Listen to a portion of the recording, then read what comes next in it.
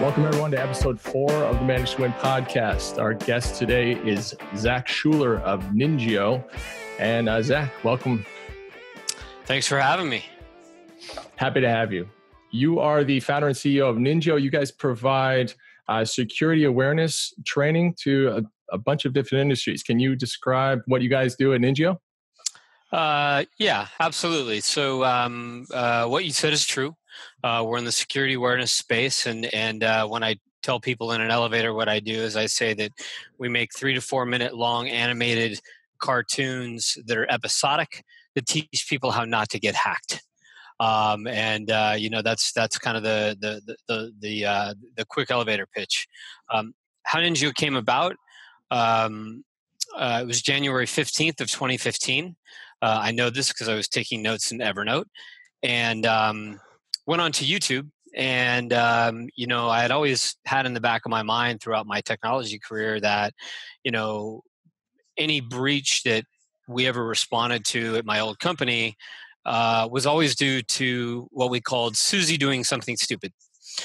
Which was usually, and I don't mean that it could have been Susie or it could have been Joe, but they clicked on a link that they shouldn't have and infected themselves, etc. And so I said to myself, there's got to be a good way to solve for this so that these people are educated and they don't do it anymore. And so, when I sold my old company, I kind of said to myself, I'm not getting back into tech. After 2 years of not figuring out what else to do and knowing that I had all of these tech connections, and then realizing that I could kind of dip my toe in tech, but really I'm more of a educational creative company at this point. I kind of had this blank canvas and said, how can I change the game in terms of security awareness? And one of the first things I did is I went onto YouTube, and the first video that I found was 45 minutes long. In the first 10 minutes, I covered 14 security topics. My head was completely confused. And I said to myself, if I were your average user that didn't really understand technology in the first place, there's no way that this is going to be effective for anybody. People are not going to retain the information that comes out of it, and you're going to lose their attention very, very early, in the death by PowerPoint that I was watching. And so I just said, there's got to be another way. I didn't watch any other videos because I didn't want to jade myself and thinking oh, that's a good idea or that's a good idea. I wanted a blank canvas to do it on my own. And so the first thing that popped into my mind was that we have to do education through storytelling, and not just storytelling, but Hollywood storytelling, like great writing.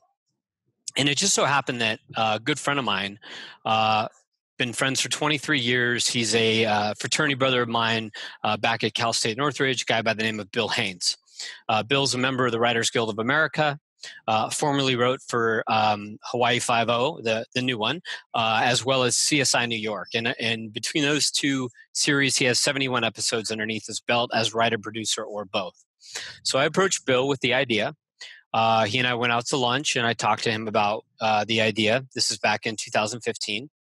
And Bill's general response to me was, Zack, I know you've been successful in the past and that you've built and sold companies, and sounds like a good idea. And I'm happy to come on board and give it a try. And so got Bill as our writer. And then, so that doesn't sound very passionate, Zack. I mean, it sounds like kind of, well, yeah, okay.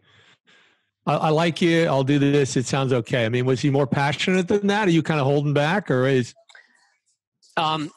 He. I would describe Bill as not being a real passionate guy. Yeah. And he's also a very conservative guy, and so when he's thinking about something to get involved in, he'll always be a little bit like, if I don't totally understand it, I'm going to be a little conservative about it. But now that he understands it and he does what he does, and the fact that he's written 48 episodes of Ninjio as of right now, now he's very passionate about it.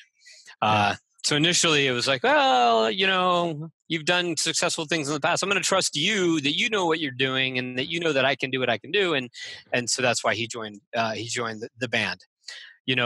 From there we hired we actually went on to Indeed, placed an ad for an animator. Animators are really easy to screen out because they send you their demo reel. You click on their demo reel link and immediately you can see their style of animation. And so one gentleman by the name of Ben, he submitted his resume. I clicked on his link and I saw his animation and I was like, wow, this is great.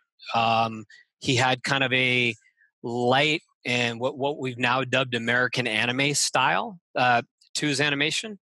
And excuse me for a second, I'm going to turn off my Outlook so my notifications don't keep going off. But he had a really cool style. And one thing I forgot to mention is prior to connecting with Ben and having his animation style be anime, my brand guy, a guy by the name of Roy, we decided that we were going to name the company Ninjio. And that came about by us having a conversation to say, what's our goal? What are we trying to do? And the goal is we're trying to create security ninjas within our user base.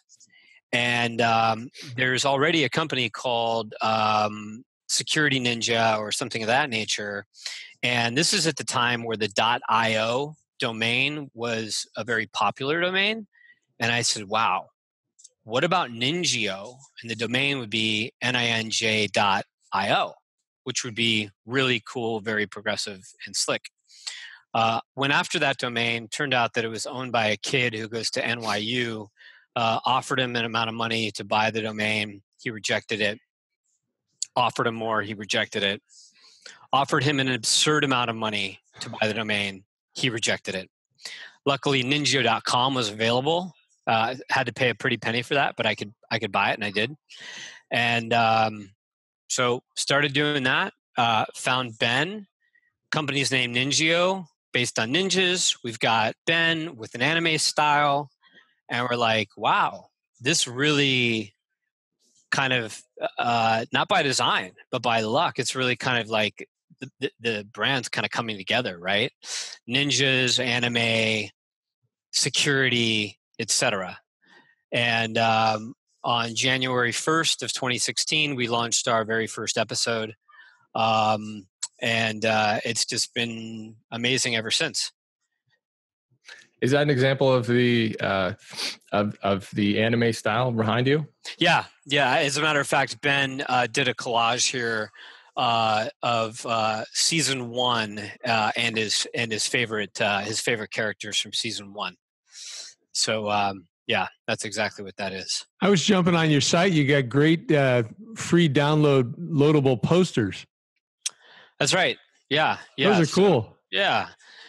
So every episode that we produce, it gets its own poster. It's kind of like a movie trailer, and the point is for the client to download the poster, print it out, put it up wherever they're allowed to put it up to just create more awareness about Ninjio and let the users know that the next episode is forthcoming. Nice. And you guys, how often do you release new episodes? Once a month. So the first Monday of every month, a new episode goes out. Every episode is based on or inspired by a real company who has suffered a real significant breach. And because our episodes are micro-learning episodes, they're 3 to 4 minutes long, we focus on a single attack vector.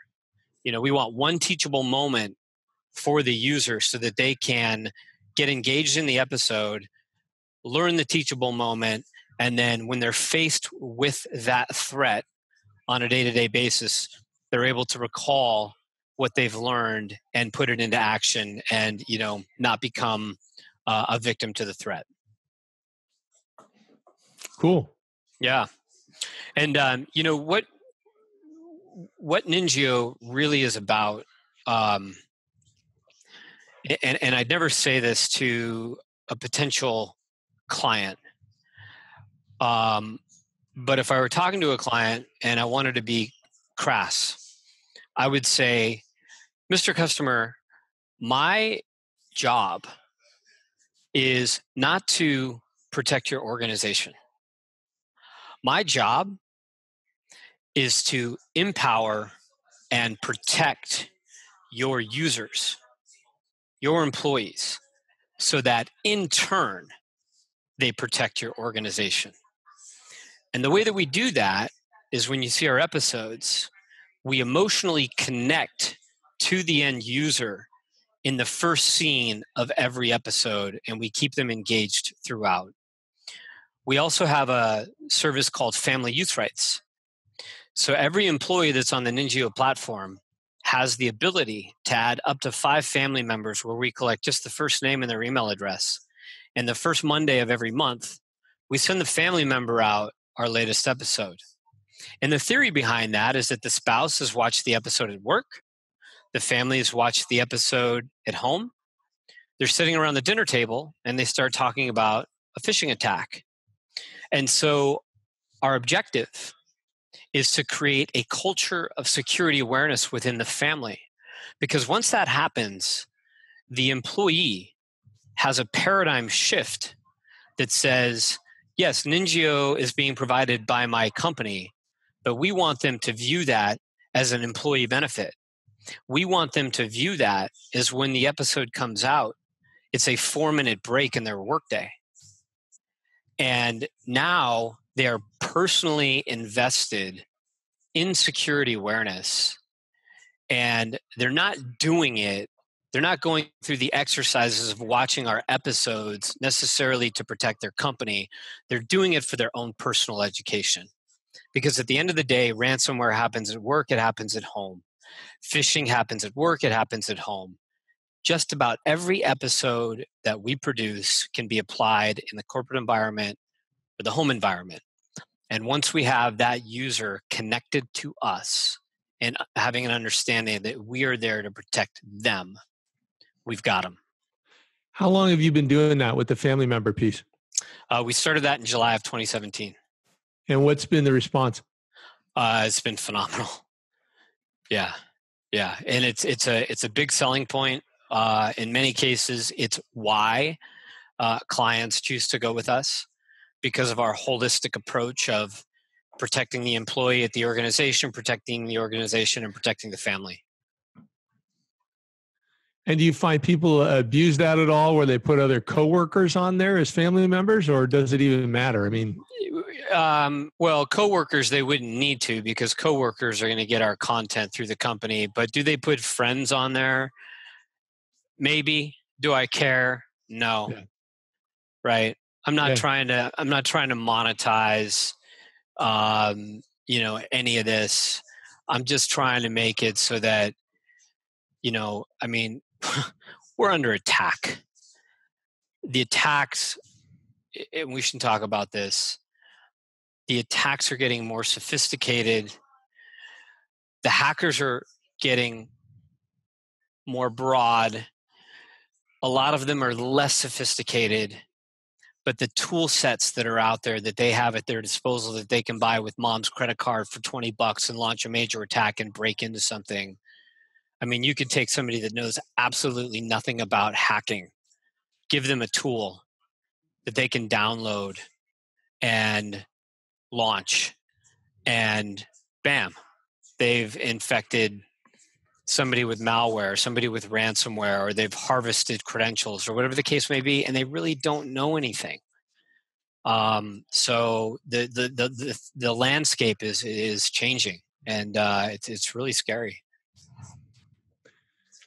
Talking about that, is there any way to stop that? I mean, it seems like it's unstoppable, right? Because it's global and it's... Yeah. So the answer is maybe.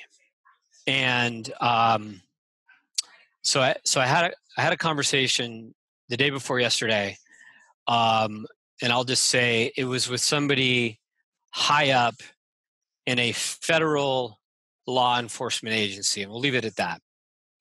And he was the one who kind of gave me the briefing on what's happening right now, right? I talk to these high-level resources to get an understanding of the current threat landscape. Yeah.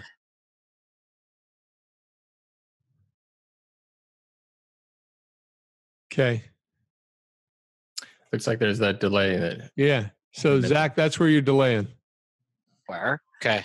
Yep. And you're back. Okay. Yeah. And I just got my internet connections unstable message. Sorry about that. No problem. So during my dialogue with this high-level security individual, giving me an understanding of what the threat landscape looks like, I talked about it. I said, well, why can't we just, in America, shut these websites down that are pushing out these pieces of software?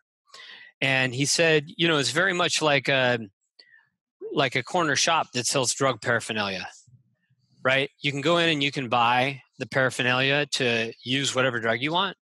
That's not illegal. It's when you actually use the drug that it becomes illegal. And so he says downloading of the software, giving people the tools is not in and of itself illegal. What's illegal is the usage of the tools. And he said that's very, very hard to stop. Now, I don't necessarily know the law, but I'm connected fairly well with a state assembly member here in my county, in my district. She's very, very focused on cyber.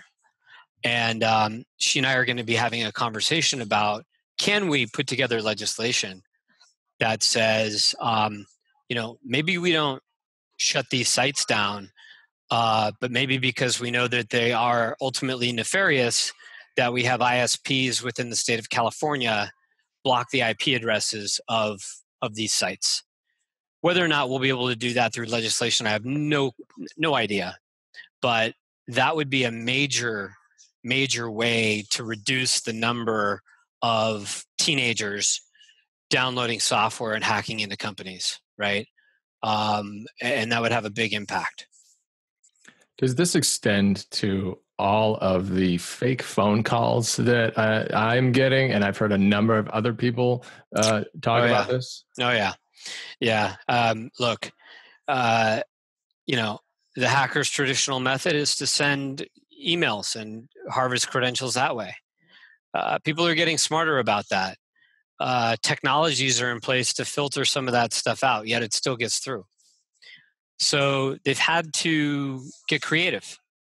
You just mentioned one creative way that they're getting creative, and that's through phone calls. Another very creative way, and if you're to watch episode 303, it's called Chicken or Smish. Smishing is phishing through SMS text messages. And so now the hackers are sending text messages to get you to click on a link and download malware.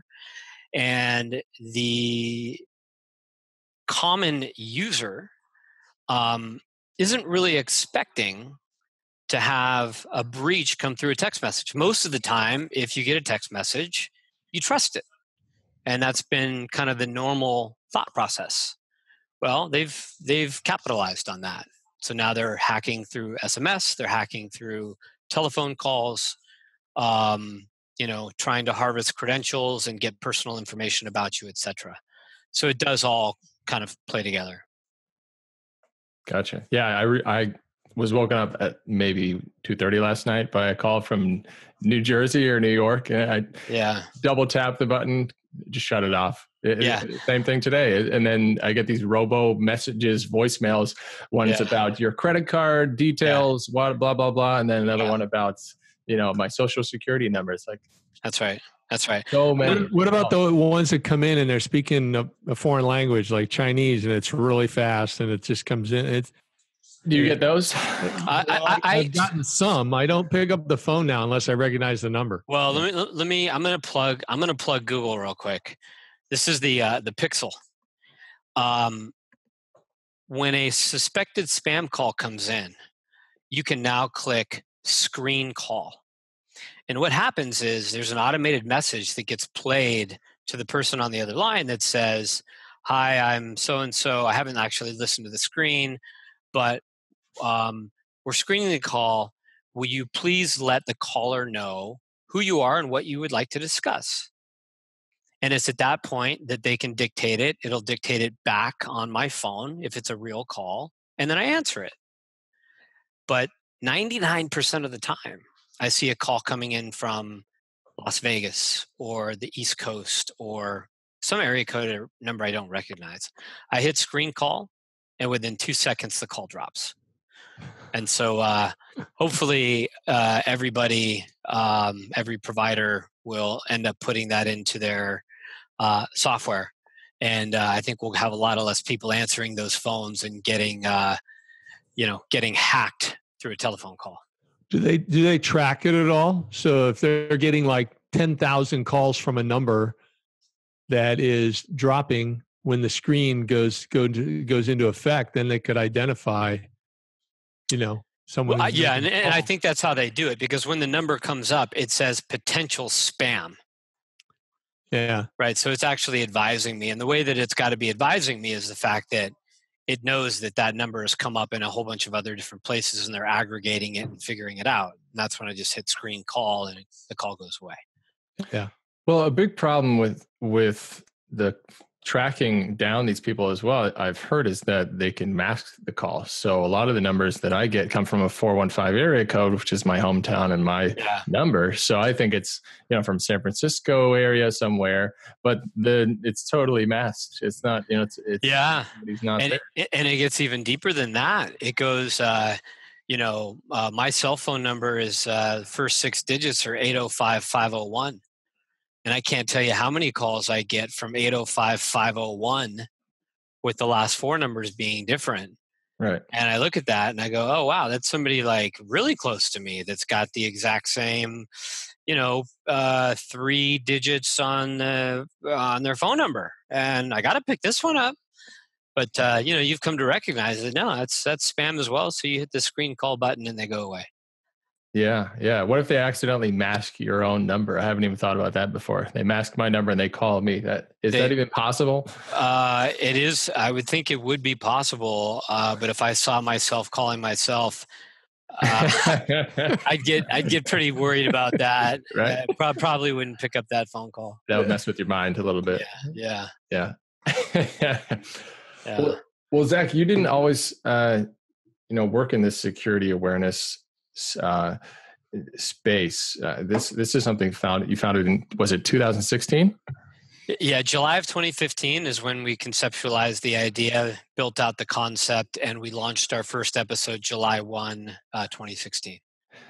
Can we talk a little bit about what you did prior to that? You had a very successful IT services company, correct? That's right. Yeah. So prior to Ninjio, if we want to go, we'll just go back kind of to the beginning. So when I was younger, my dad was an entrepreneur. He personally kind of computerized his business, set up computers and stuff like that. He had one at home. This is way before anybody else did, right? These are like 286s, right? And so I got an interest in it. I was interested in all that stuff, and I started to play around with them. Didn't really do any programming or anything, but really loved to dig into the operating system, kind of learn how things work. And that was the age of 12. And then I get into high school, and in high school, if you touch a computer, or if you even anybody knows that you have one, this is in 1989. People will classify you as a complete nerd, dork, etc. And so I kind of moved out of pretending that I knew about computers and had a different persona through high school, and then in college, through a fraternity brother, I ended up getting a job at Circuit City. And Circuit City had a electronics department where they sold boom boxes, CD players, tape cassettes, and oh, by the way, they sold computers as well. And they ended up splitting the two departments, and they recognized my intrinsic knowledge that I had about PCs. And so they moved me into that department.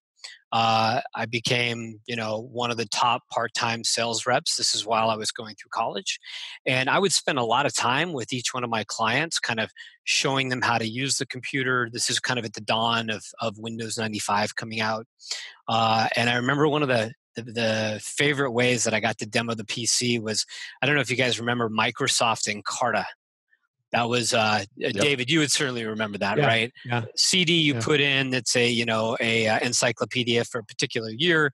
I would plug that in, and then I would search for Cheetah, and on there they had this really great video that you could click, and people would actually see video come across the computer screen, streamed from the CD-ROM drive. And that just like blew people's minds. Like, wow, there's video on a computer. That's crazy. So that was one of my selling tactics. Sold a ton of computers. I'd have about 1 to 3 out of my customers say, "Can you come to my house, set up my computer for me, show me how to use it, give my kids a tutorial, etc." And Circuit City didn't offer those services. At first, I kind of said no, but then I was asked one too many times, and I said, "Yeah, I got to do this." And so, within a period of, I would say, between 1995 and 1998, I had gone into over 500 homes, set up PCs, given tutorials and lessons and all that sort of fun stuff. And then naturally, when the computer would break, they would call me to say, "Hey, my computer's broken. Can you fix it?" And that was something that I wasn't really trained in doing. But I would go in and try and figure it out. And I figured it out. And eventually I got really good at being able to break the whole thing down, fix it, and all that kind of good stuff. And that eventually evolved into me getting really bored, how to show people to click, right click, double click, here's the start button, etc. And I wanted to get into it, graduated with a degree in marketing, and I had wanted to get into business networking. So I went to a local trade school, learned how to network computers in a business, got my Microsoft Certified Systems Engineer degree. And at that point, I went back to all my home clients, who those guys that were paying me $50 an hour, $40 an hour, were usually either executives of companies or they owned small businesses. Went back, marketed to them, and within a very short period of time, I had gone in and networked a whole bunch of businesses. Through that process, I met an individual who had a business similar to mine, but he did things a little bit differently. He would go in and network the businesses, and then he would put them on what he just called a maintenance contract. And that maintenance contract was where he would go in to a customer site maybe 4 hours a week and do maintenance on the server and the desktops and all that other stuff. And I said, wow, that's brilliant, because he's creating for himself a recurring revenue stream. Oh, lost him again for a minute. I think it was because that woman walked in the door. Yeah. Oh, she disrupted the signal. So you talked, that was recurring revenue stream. Yeah. Yeah. Last words we heard were recurring revenue stream. Yeah. So this guy who I became friends with, he had clients, and this is what he was doing. He was moving to New York. He basically sold me his client base and taught me the kind of recurring revenue managed services thing that later became called managed services, right? And I implemented that with my customer base, and we became, pretty successful in a short period of time. And so, later we started adopting tools where, we could monitor these networks remotely and all of this sort of stuff. And this is before the word managed services, I had even heard of it, right? I just called it like taking care of your company's IT. And then somebody one day dubbed it managed services. And I'm like, oh, wait a minute. This is not new. This is what I've been doing for like the last 8 years.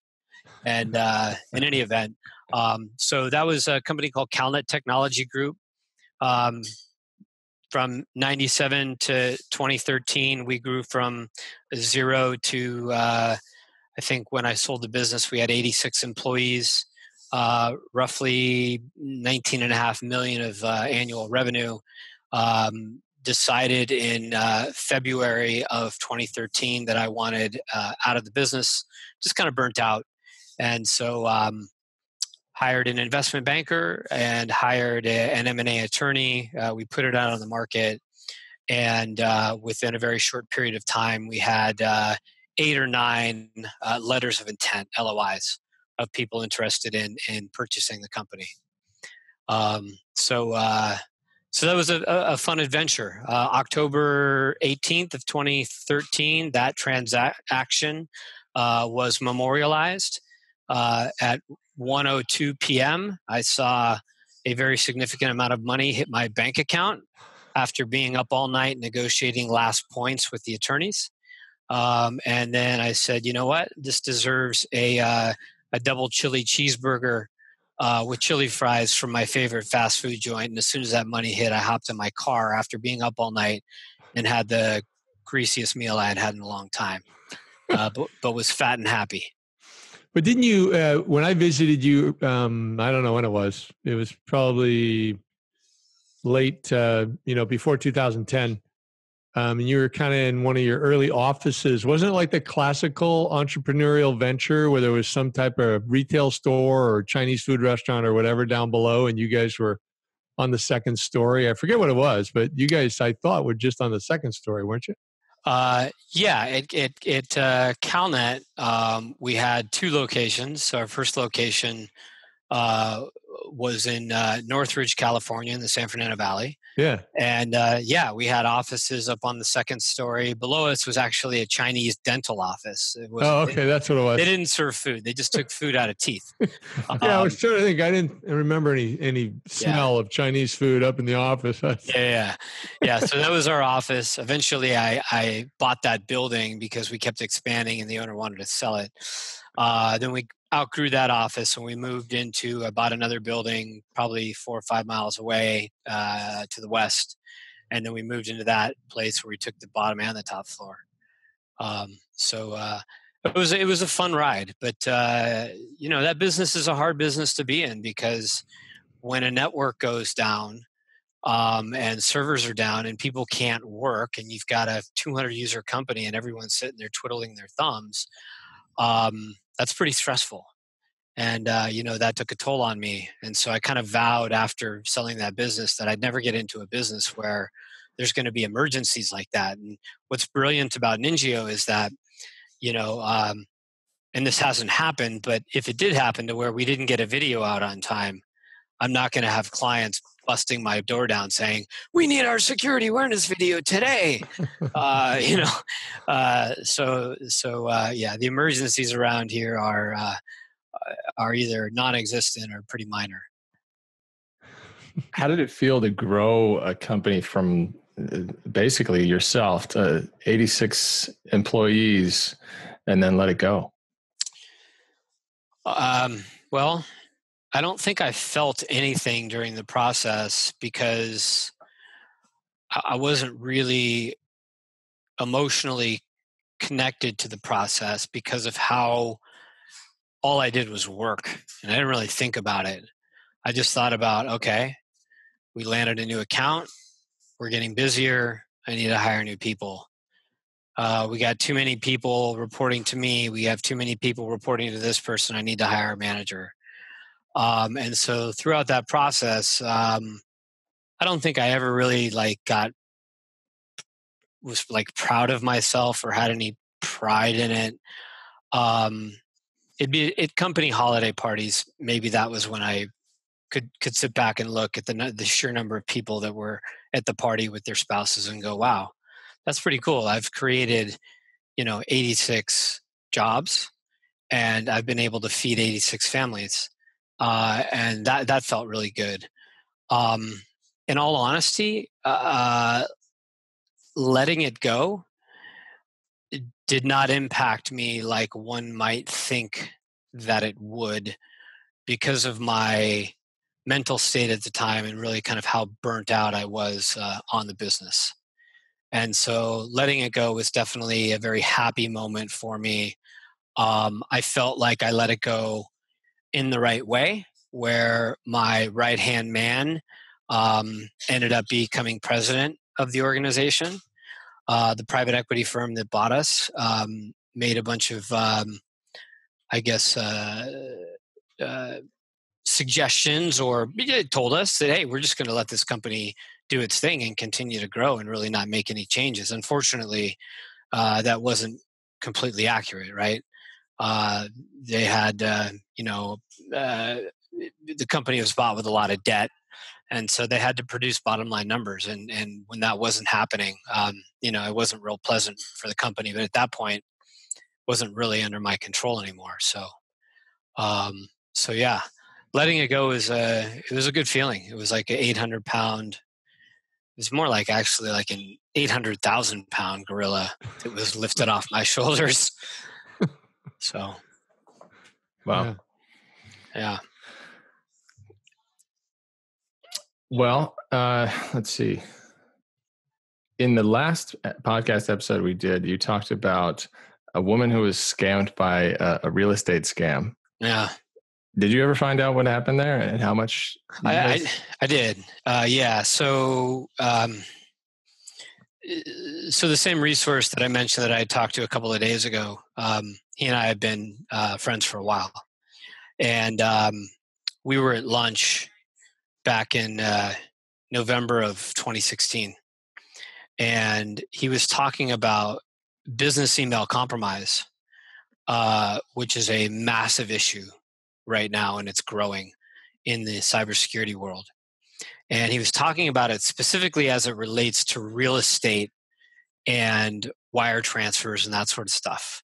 And so as he's telling me these stories, I'm like, wow, I could create a really great episode about that, based on the stories that I heard from him.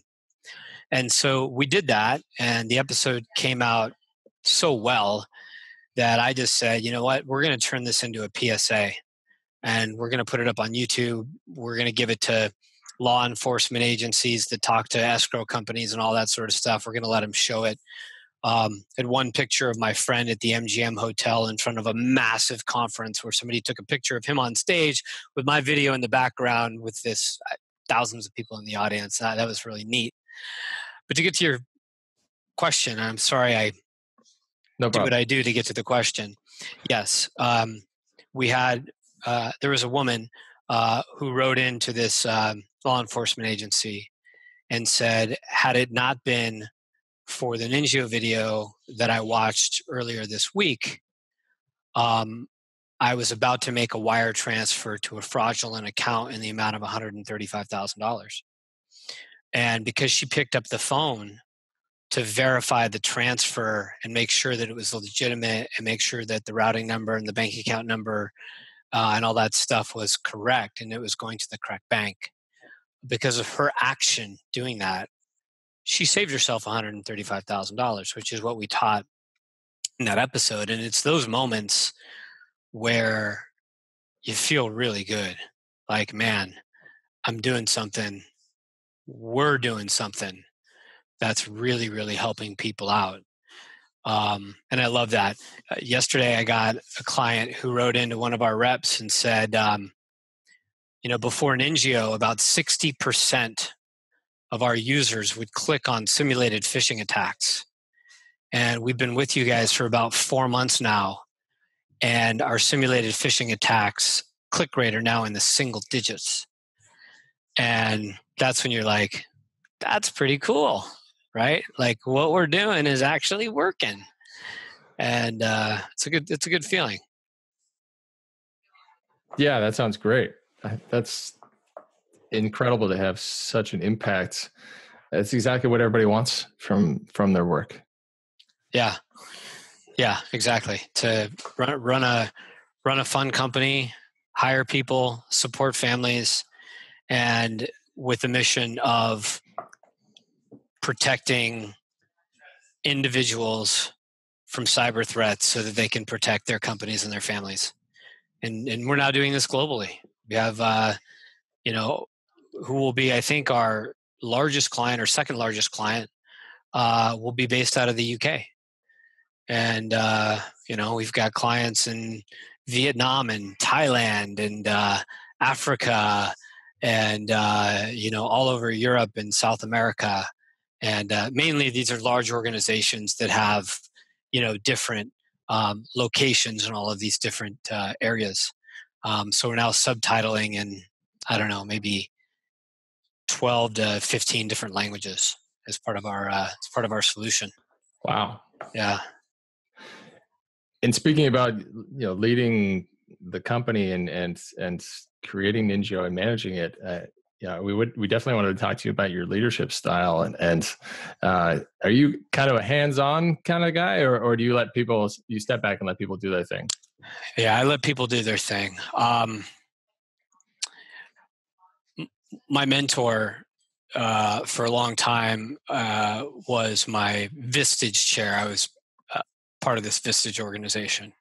He gave me some really good advice, and the advice was, if an employee comes to you with an issue and you don't go to immediately solve it for them.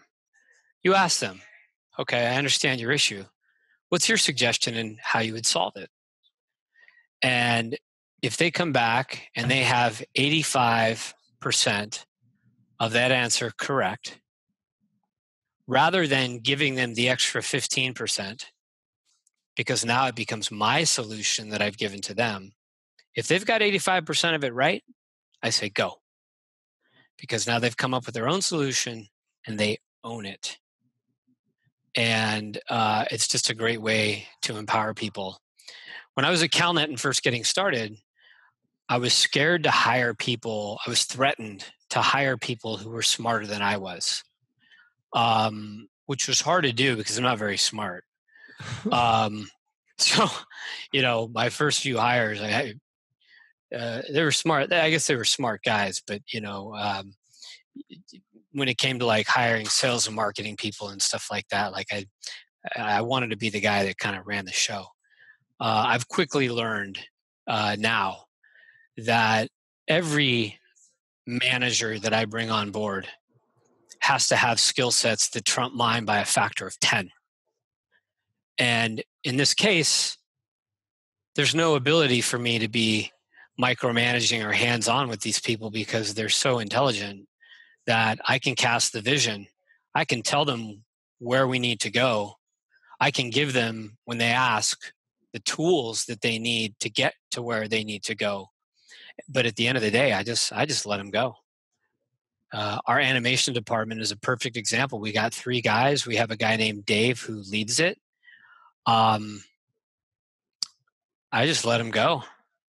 I probably interact with him, 30 minutes a month, just, making small little suggestions on the animatic or what somebody says or whatever. But Dave leads that thing and just go. Do your thing. Do your job. Who writes the scripts? The guy that writes the scripts is a guy by the name of Bill Haynes, and I think I mentioned him earlier. Yeah.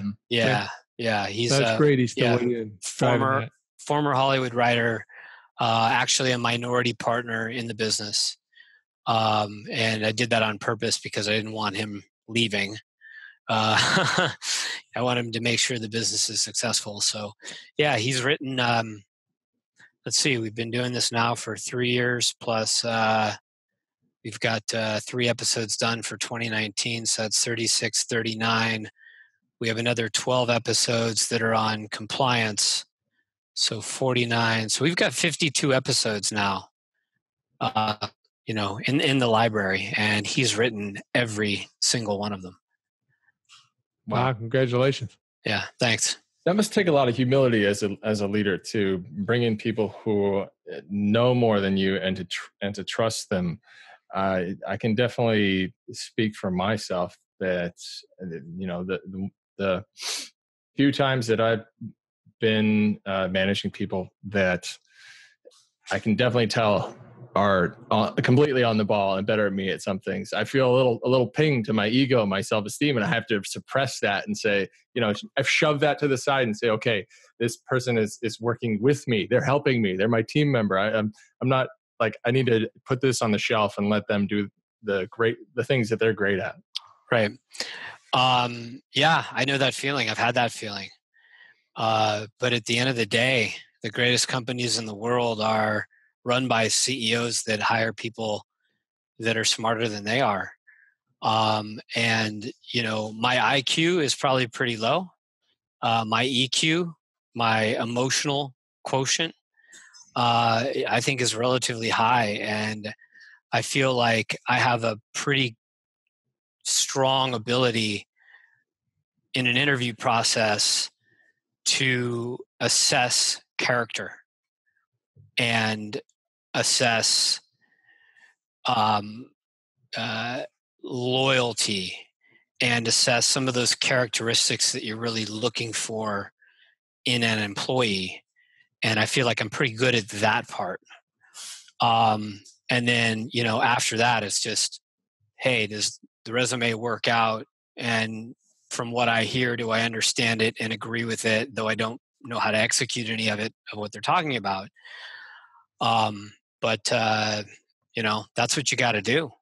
And if you can assess character and you can assess whether or not that particular individual is going to be a good cultural fit within the organization, which is super important, then that's how you grow. And that's how you grow, by not completely stressing out every day.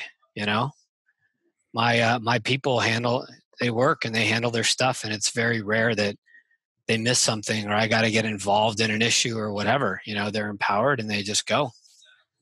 So it's fun. You told another story about when somebody came to you for a problem. Can you tell that story again? You were laid on the floor at one point. Yeah. So guy by the name of Luca, who is my right-hand man at CalNet, COO. It goes back to the 85% rule. He came to me and said, "Hey, I've got this issue. This is what's going on." He explained everything. And I kind of backed my chair away from my desk, and I faked a heart attack, and I just fell on the floor. And I said, "Luca, I'm dead. What are you going to go do to solve the problem?" And he said, "Understood." And he walked out.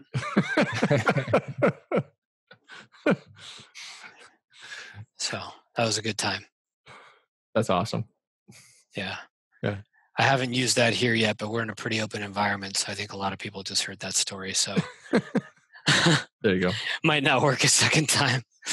Well, I think you bring up a good point too with the hiring, that, if you can find the person that's the right fit in the culture, that has good character, has good work ethic, they might be a little bit light on the hard skills, but you can teach that piece heck of a lot easier than you can the behavioral side. Adjust a behavior or adjust an attitude. That's right. Yeah. You're absolutely right. Yeah. And tough. You've got a ton of experience, David, and all of that stuff. Well, and it's tempting, what you run into with a lot of the clients that I have is, they're trying to fill a seat. They're busy. They get fires they're trying to fight. And, they just kind of gloss over and, oh yeah, there was a yellow flag here, yellow flag there, in the interview process. But, I think it'll work out. Yeah. It's the old adage, hire slow, fire fast. Yeah. Yeah. I mean, we've had only one employee leave the organization since it started. And that was unfortunately just a mishire on my part. I missed it. And we quickly recognized after a pretty short period of time that this guy was not a fit. And we made a very quick and effective action to gracefully let him go, and provided him with a nice severance to go find another job. And, it's, I missed that one. And if you miss, you miss. You don't keep them there. You start over, right? Yeah. Most people don't want to admit it. They think, oh, well, maybe he'll work out. There's still some positives. Let's keep working through this. And it just doesn't. And it's bad for the person you hired. It's not just bad for your company. It's bad for them too. You're holding them back. So you just got to make those tough decisions. And I don't know about the hiring slow. I mean, like, hiring slow means, you can still get a match. You can figure it out in a couple of weeks. Hiring slow doesn't mean you have to take 2 or 3 months, right? That's right. To an extent. We're hiring right now for a VP of Sales and Marketing. We had 2 candidates that were top level. I brought my entire sales team in to interview them. And, when everybody left and it was just a sales team, there was a unanimous decision on one of the guys, including mine. And he was actually less qualified than the other guy was. But we all had this gut feeling.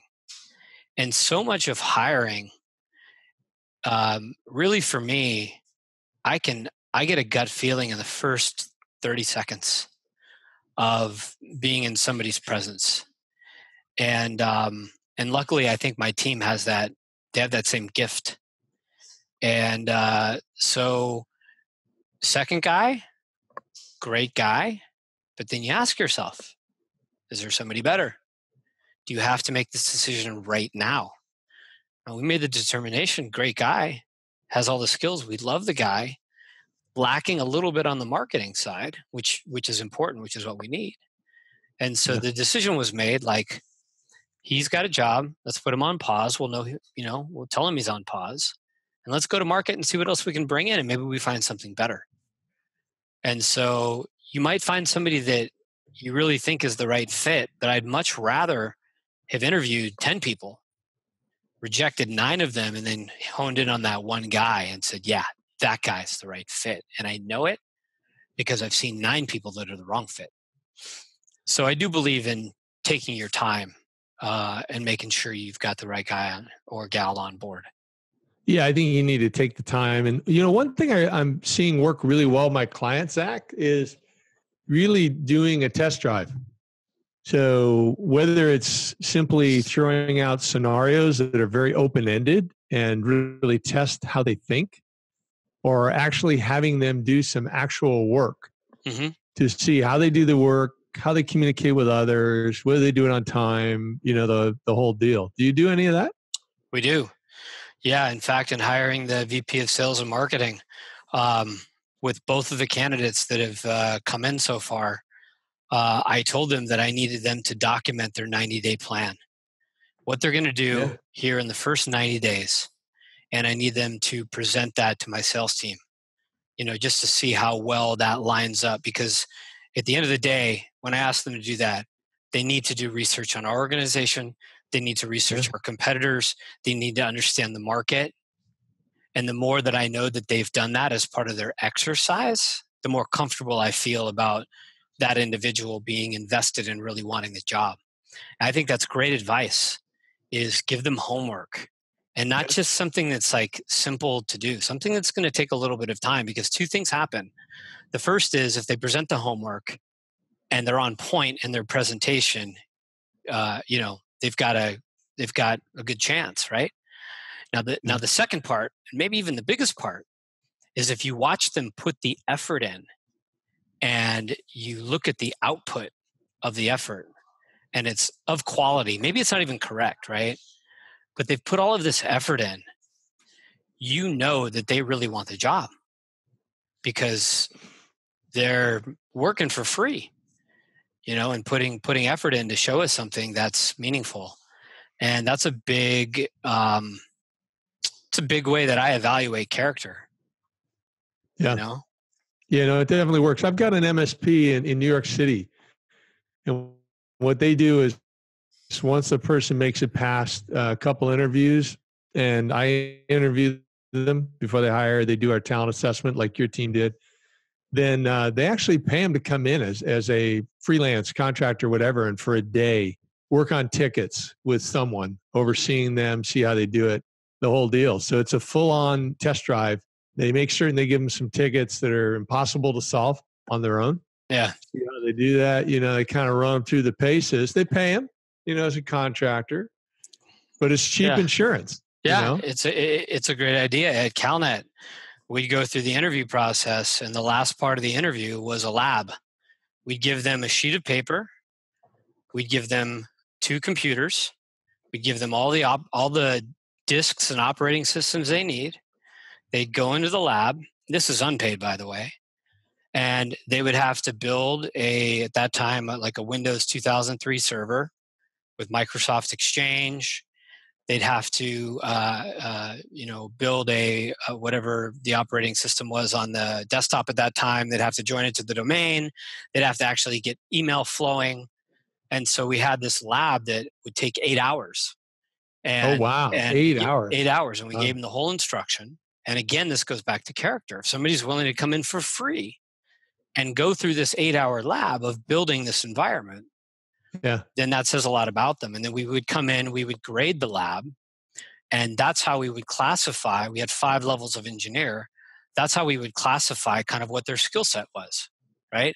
If they came in saying, I'm a senior guy, I know everything, but they end up coming in and they did okay in the lab and not great, and they get classified as a mid-level engineer, that's what we would say is like, look, I know your resume says you're the greatest guy in the world, and you do too, but at the end of the day, through the lab, we're classifying you as a mid-level engineer. We can offer that position, and we can offer that position at the rate that position pays. So there's another way for us just to understand skill sets. Yeah. No, I think it makes perfect sense. It does, cool. And in addition to the hiring advice, you once said as advice for leaders that before selling your business, know exactly what your next move is. In addition to that, do you have any other advice or do you want to elaborate on that? Let me elaborate on that a little bit. So that was the advice of my mentor, and I went to him and told him about selling the business, and his advice was, do you know what you want to do? And I said, yes, I do. I want to start another business. And he said, great. That's good enough. Go for it. Do it. So I sold the business. I might be cutting out here. I'm getting a little message. Am I still clear? Audio, you're fine. Okay, cool. So I sold the business. My dad wanted to sell his business. And so I kind of repackaged that, rebranded it, told my dad that he gave me a number he wanted for it. I said, give me a year. We're going to triple that number for you and get it sold. And we did that. And then it was time for me to start another business. And every day I'd have a new idea. I'd run it by my wife. 50% of the time, she's like, you're freaking crazy. Nobody will ever buy that or go there. And in 2014, I went into a pretty dark hole of where, you're in the position of you don't really need to work anymore.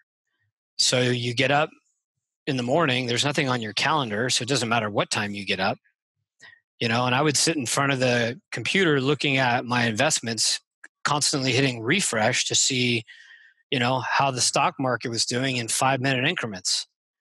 And then at 1 o'clock, when the market was closed, I'm on the West Coast, I'd be like, well, now what?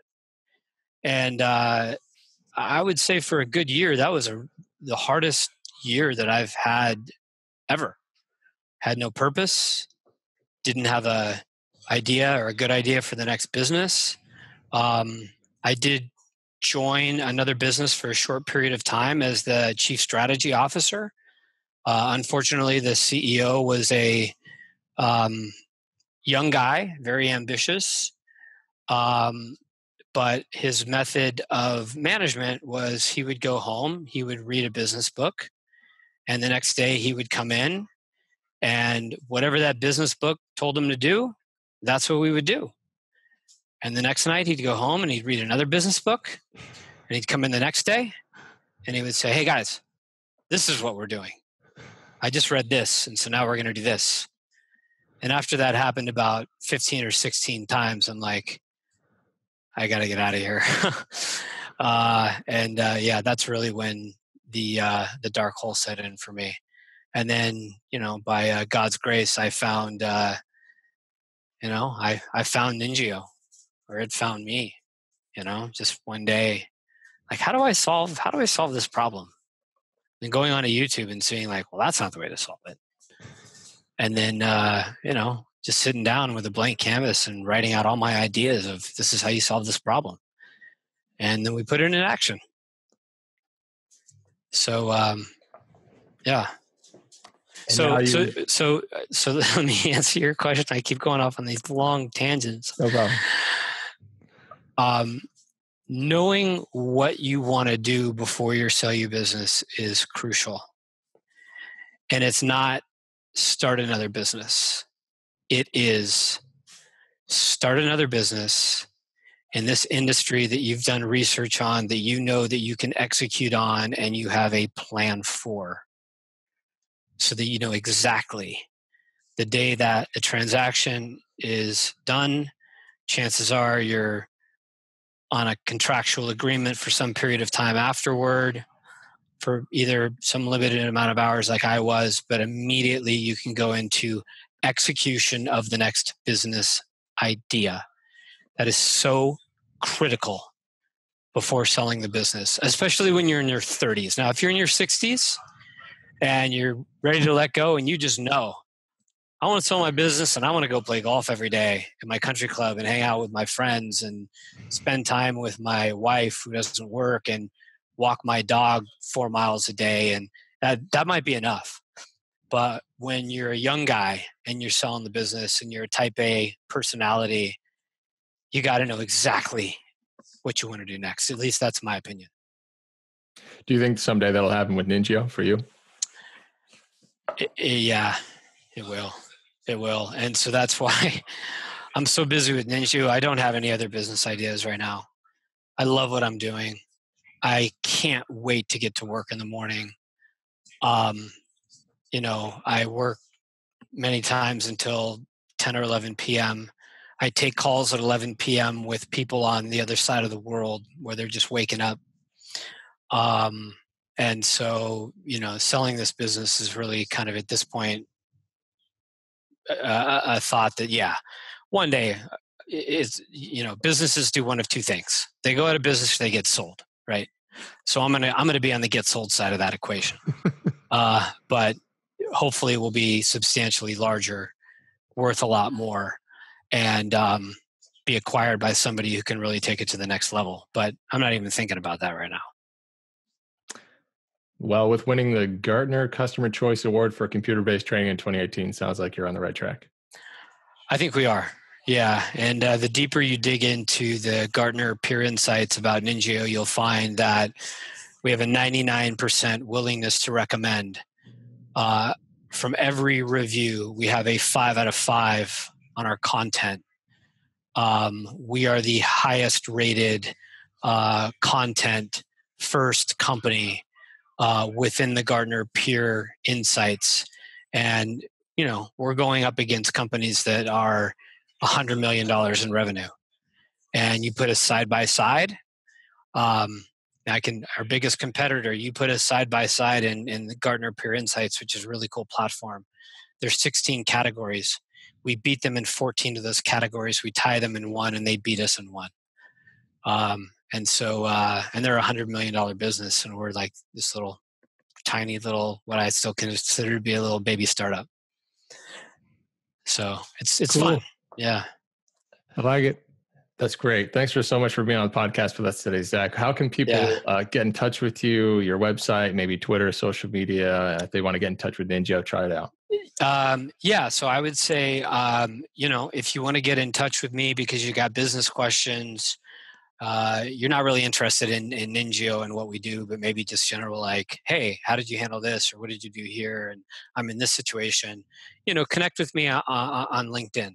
I think if you've listened to this and you say, oh, my organization could probably really use Ninjio, go to our website. We've got our latest episode up there to watch. We've got a less than 2-minute descriptor video that really goes into detail of what we do.